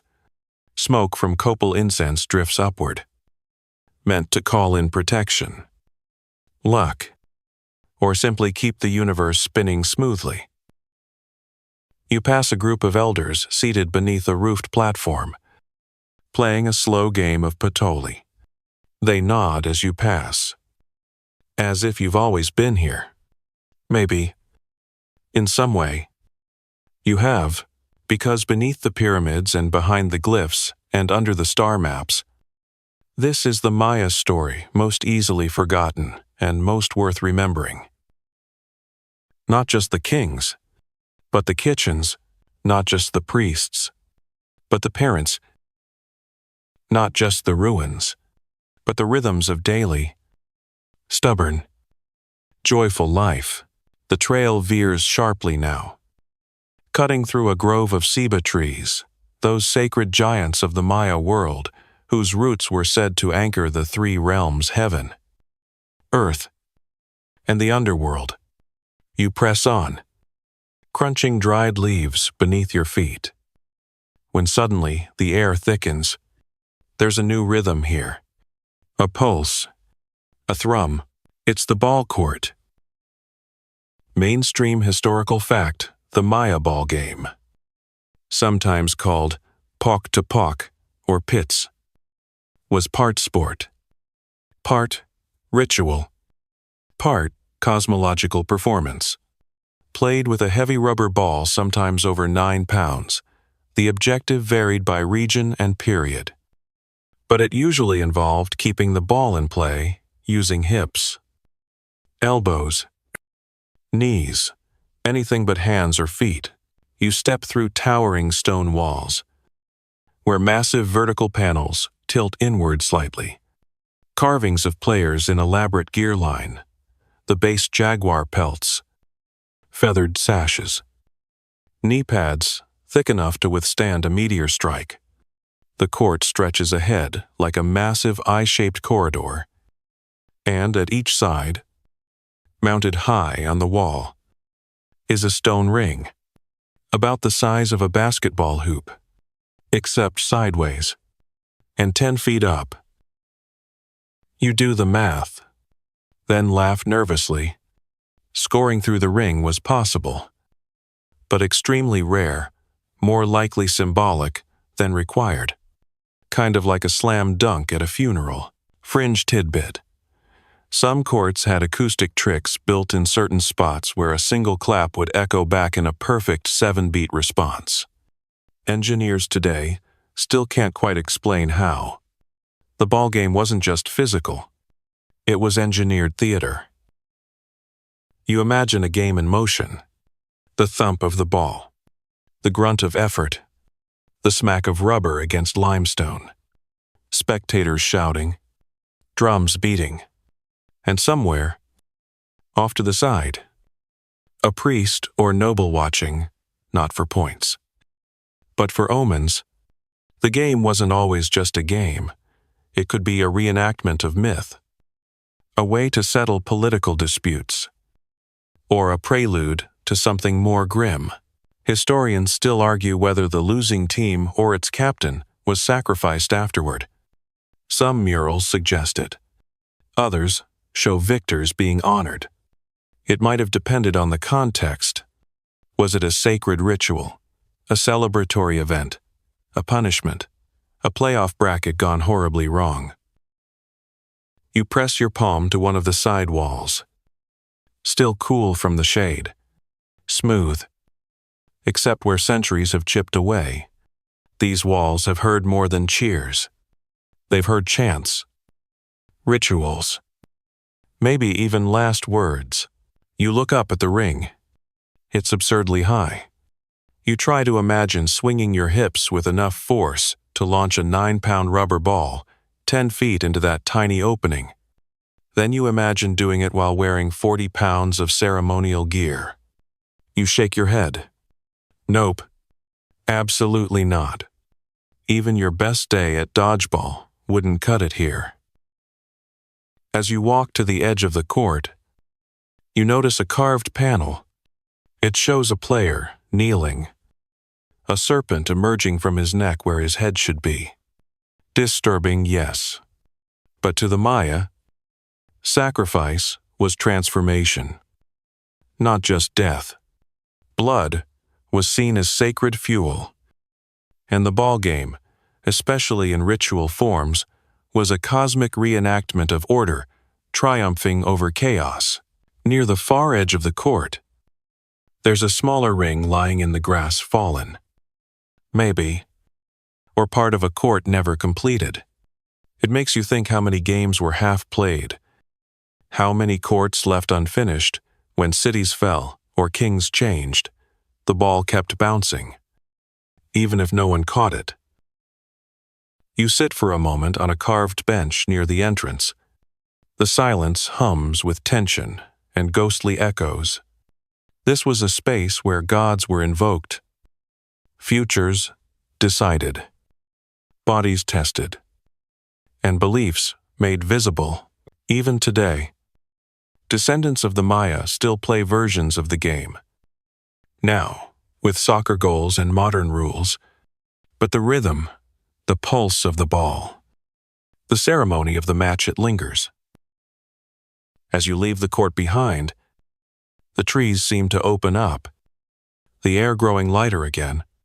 You feel the sweat drying on your skin and realize how strange it is to feel nostalgia for something you never actually lived. And yet, you carry it now. The thunder of rubber, the cheer of the crowd, the sacred smack of hips meeting fate. Game on. The trail splits again, left toward the scent of sweet rotting fruit and wild orchids. Right toward Rising Stone. You take the right path. You always do. It leads upward. Gradually at first. Then steeply. The trees, thin. The canopy lifts. And before you stands the temple. Not just any temple. One of the tallest, proudest peaks in the city. A towering pyramid crowned with a narrow chamber. Its stone steps stretching so high and sharp, they might as well be a ladder to the gods. Mainstream historical fact. The Maya built pyramidal temples as both spiritual beacons and burial places. These weren't like Egyptian tombs, sealed forever in the desert. Maya temples pulsed with ritual life. The kings buried inside weren't hidden. They were honored again and again. Each visit reinforcing their cosmic role. You start to climb. Each step is narrow, tall, the kind that makes you wonder if ancient Maya knees were engineered differently. Halfway up, you pause to look out over the city. Red macaws soar between trees. A breeze rises from the jungle, carrying with it hints of copal smoke and something slightly barbecue-ish. Probably ceremonial. Hopefully ceremonial. As you climb, the stonework shifts from simple to ornate. Carvings of gods, serpents, kings. One shows a figure emerging from the open jaws of a crocodile, symbol of the world itself. Another displays a queen, holding a bowl filled with strips of bark paper, soon to be burned with blood. Just your average Tuesday offerings. Fringe tidbit. The top chambers of these temples often contained vision serpent rituals where rulers, after intense bloodletting, reported seeing gods or ancestors emerge from the mouths of serpents in the smoke. Historians still argue whether these visions were metaphorical, performative, or the result of intense trance states, possibly aided by substances we'll politely call jungle herbs. You reach the summit. Finally, the chamber is cool and shadowed. A single shaft of sunlight pierces through an angled window, falling directly on a stone throne carved with crossed bones and maze motifs. You sit not out of arrogance, but because your legs are noodles, and try to imagine what a ritual felt like up here. Drums pounding below. Smoke rising in columns. A ruler standing here, bleeding from the tongue or arm, offering themselves to the gods, not as punishment but as communication. In the Maya worldview, blood was a language. Every drop said, I remember, I honor, I connect. You move to the edge and look down at the city.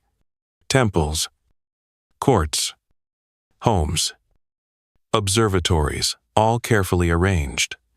This wasn't chaos. This was urban choreography. Even jungle cities like Tikal and Palenque were laid out with intent, aligned to cardinal directions, celestial events, and sacred topography. A pair of toucans squabble on a lower ledge, interrupting your divine reverie. One flaps away dramatically. The other stares at you like you owe it rent. Jungle life. Always watching. You descend slowly, your legs protesting.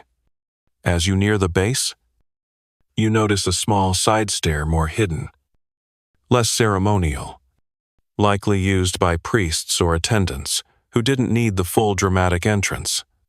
You take it. A shortcut, but no less steep. At the bottom is a plaza, wide and sun-soaked. You cross to a stela, a tall carved stone, showing a king holding a staff topped with a deity's head. His robes are detailed, his face eerily calm. Glyphs spiral around his feet, recounting victories, eclipses, and rituals from 100 lifetimes ago. The carving ends abruptly, a chipped edge, weathered lines, a story half erased. Historians still argue about the fall of Maya cities. Was it drought? War, internal collapse? Likely a mix of many things. The collapse wasn't sudden everywhere, it rippled. Slow and uneven. Like stars, fading at dawn. You sit beside the stela in silence. For a long time, nothing happens. No visions. No gods. Just sun on stone. Breeze in leaves. A feeling that even endings are part of the story. And maybe that's the point. The temple still stands. The stone still tells. The breath of the jungle still wraps around it like a lullaby that remembers every word. You rise, stepping into shadow once more. The sun begins its slow descent, dripping gold across the treetops like warm honey, and you drift away from the grand pyramids, letting the city settle behind you like a fading dream. Your feet find a narrower trail now overgrown, a little wild, as if fewer people walk this way. And that's exactly why you do. This is the path of the dead, but also of memory. Mainstream historical fact. The Maya buried their loved ones in a variety of places under floors, in courtyards, within temples, or in specially constructed tombs. Death wasn't an ending. It was a transition, a return to the underworld, or Xibalba, a realm of rivers, caves, and 9 levels of cosmic challenge. You weren't just remembered, you were woven back into the fabric of life. You find yourself walking into a low cave, cool and still.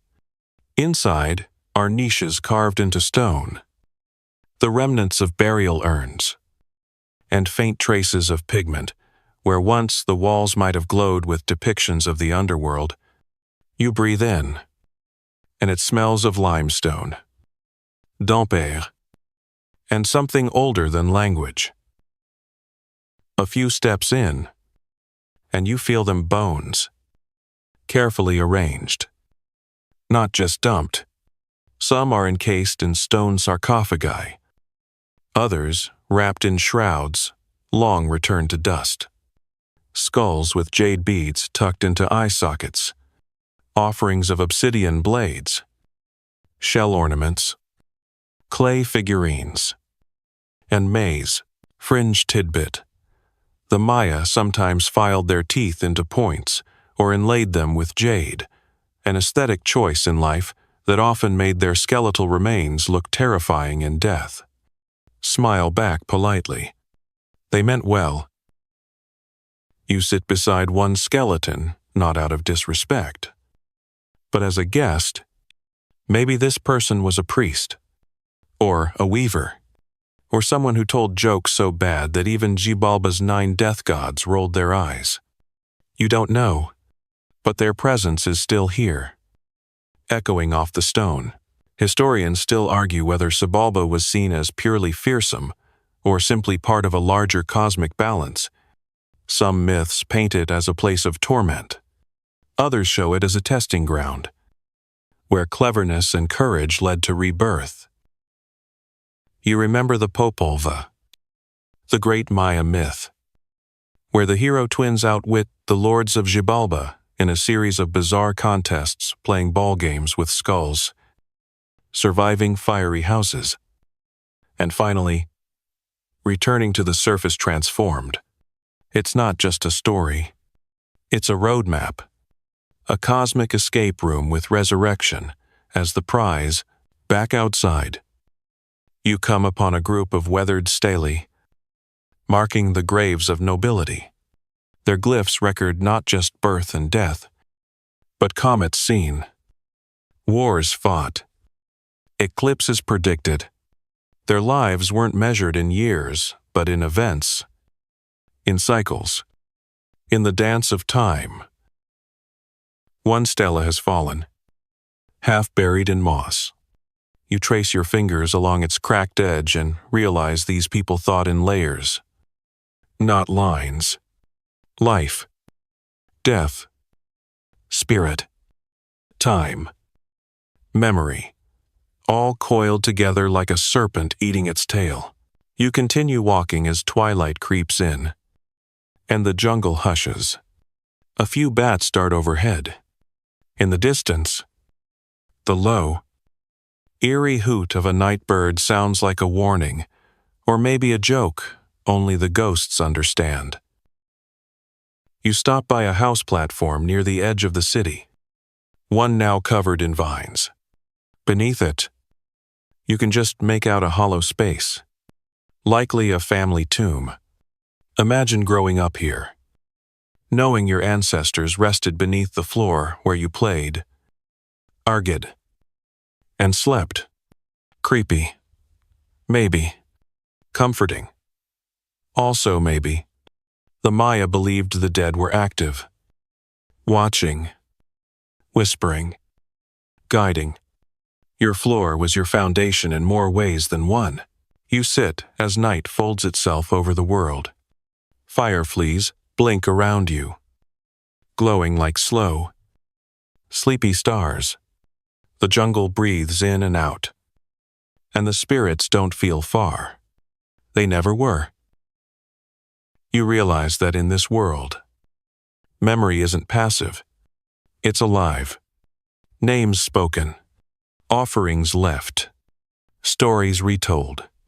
Death isn't the silence, forgetting is, so you whisper a thank you to the bones, the glyphs, the vanished hands that shaped it all. And for a moment, the air seems to warm. Or maybe that's just your body, grounded and small, tucked into the folds of something much, much older than fear. The darkness deepens, not in menace, but in comfort, like a velvet curtain drawn gently across the stage. You rise slowly from the family tomb, brushing off invisible dust, and follow a winding path lit only by stars and the occasional flicker of bioluminescent fungus along the roots.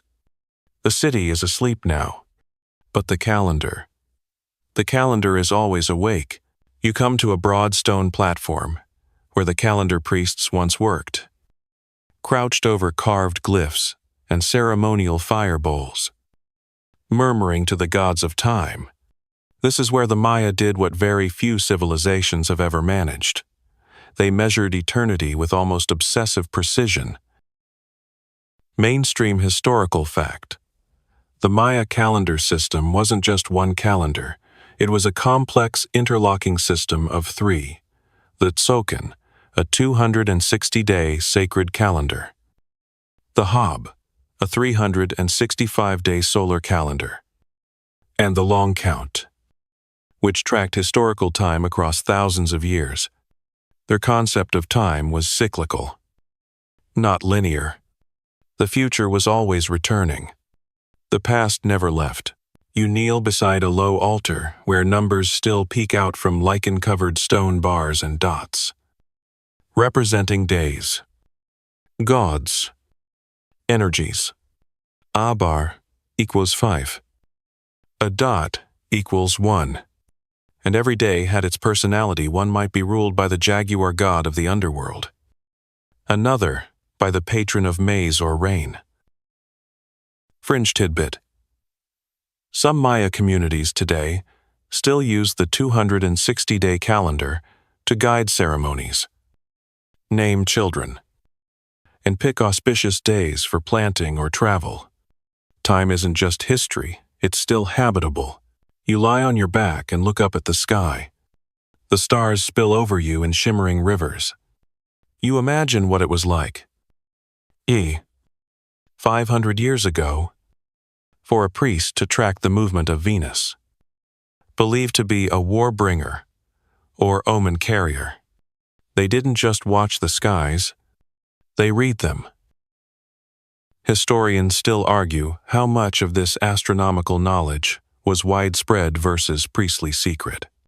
Some codices suggest schools of astronomy, others hint it was restricted knowledge, bound up with political control and priestly prestige. Either way, it was serious business. Predicting eclipses or solstices wasn't just clever, it was proof of divine alignment.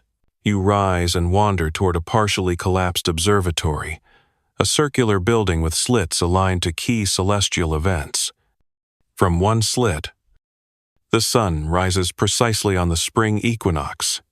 From another, Venus shined bright before dawn. They didn't have telescopes, but they had patience and an uncanny grasp of cosmic choreography. You step inside. Even now, the air feels different, hushed, coiled with anticipation. You hold your breath. In the faint starlight, you notice a glyph scratched onto the wall. Almost invisible. It shows a hand reaching through a circle, maybe the sun, maybe the calendar itself. It's a reminder time isn't a clock. It's a touch. You walk back into the open. Your steps slow now. You've seen the homes, the courts, the palaces, the tombs, but here beneath the constellations that once whispered secrets to kings, you understand what held it all together. Time, measured not just in days, but in dates, in cycles, in sacrifices, in stories told and retold, until even the stars began to listen. At the edge of the platform, you find a carved stone table, once used for New Year rituals. Offerings would be placed here: corn, blood, yad, even incense, shaped like gods. You run your hand along the cool stone and wonder what day it is in the soaking cycle right now. Maybe you were meant to be here today. Maybe this very night was written in the bones of the sky. You sit on the edge, staring at the horizon, where the jungle blurs into shadow and time itself seems to breathe. The Maya didn't see time as a river pulling you forward. They saw it as a spiral, a circle of fire. A god that walks beside you, and as the wind curls gently around your ears, you think maybe they're right. You stay seated a little longer, unwilling to leave the edge of that stone platform, where time and starlight wrapped around you like a soft old quilt. But the air shifts now cooler, heavier, humming faintly with the silence that only arrives when everything else has ended, or maybe begun again. You rise, stretching gently, and step back down the slope, leaving the observatory and its whispers behind. Below, the city sleeps under layers of vine and earth, and you begin to notice the afterlife of this world. Mainstream historical fact. By the time European contact swept through the region in the 16th century, many of the great Maya cities had already been abandoned for centuries. But collapse is the wrong word. These people didn't vanish. Their descendants still live, still speak Yucatec, Kika, Geki, and dozens of other Maya languages. Still, plant meise. Still tell the old stories. Still walk among ruins that aren't really ruins. Just resting places. The Spaniards arrived, not with understanding, but with greed and terror. Burning codices, toppling idols, building churches on sacred ground. What they didn't destroy, they misunderstood. A civilization of sky readers and scribes was reduced in their eyes to superstition and savagery. Fringe tidbit. Only 4 Maya codices survived the colonial inferno. 4, out of what may have been thousands. The rest were tossed into fires by well-meaning monks, convinced they were books of the devil. Imagine if someone did that to your hard drive. Just whoosh. Civilization reset. You reach a broken archway once the entrance to a palace or plaza. The carvings are faint now, eroded by centuries of wind and rain and oblivious iguanas. But if you squint, you can still see a jaguar, a maizagot, a priest offering his own blood, a moon goddess seated on a throne of bones and stars. Historians still argue how much of Maya culture will ever fully recover. Some glyphs remain untranslated. Some structures are buried deep beneath trees or modern towns. And some secrets. Some may never return. And maybe that's okay. Maybe mystery is part of the story as you walk the final length of this dream city. You pass a group of modern-day Maya children gathered near a broken staircase, telling a story in soft, lyrical tones. One holds a phone with a cracked screen. Another waves a tortilla like a scepter. They're laughing, arguing, reenacting a myth that's older than steel. They're not recreating the past, they're extending it. And just like that, you feel the thread. From carved glyphs to WhatsApp pings. From obsidian knives to plastic lunchboxes. The story never stopped. It just changed clothes. You pause at the very edge of the ruins and look back. Not with sadness, but with awe. You didn't walk through a dead world tonight. You walked through one that lives differently now. In language, in rhythm, in memory, in maze. Because being Maya was never about buildings. It was about beliefs carried forward. Over time. Over trauma. Over generations. And that, somehow, feels stronger than stone. You take one last breath of jungle air. The night wraps around you. Somewhere in the distance, a jaguar growls low, like a lazy snore. You smile. Even the wild things are winding down. Your journey ends not with a grand revelation, but a soft hush. The kind of silence that's earned. The kind that holds 1,000 years in its arms. And now, you let your breath slow. No more pyramids to climb. No more glyphs to decipher. The jungle has quieted. The stars have taken their places. And even the gods have stepped back into their stories. You lie back, maybe not on stone, but on your own soft mattress, wrapped in the kind of comfort the ancients never knew. But still, somehow, you feel close to them. You walked their cities, ate their maize, touched their sky. Feel the weight of your body ease into the bed beneath you. Let your shoulders drop, your jaw unclench, your feet go still. The ballgame is over. The fires have gone out. The priests have whispered their last prayers for the evening, and the temples stand, quiet and tall. Beneath a drifting moon, imagine the jungle curling gently around those ruins. Vines, tucking in the stones like blankets. Fireflies blink in soft intervals. A howler monkey calls once in the distance and then falls silent. You are safe here. You are part of the spiral now. Let time curl around you like a serpent. Not to strike, but to cradle. Let the stories echo softly in the background of hero twins and calendar priests, of star charts and sacred caves, of families burying their dead, not out of fear, but reverence. You made it through the whole journey. You walked with the Maya, listened with them, breathed with them, and now you rest. Sweet dreams.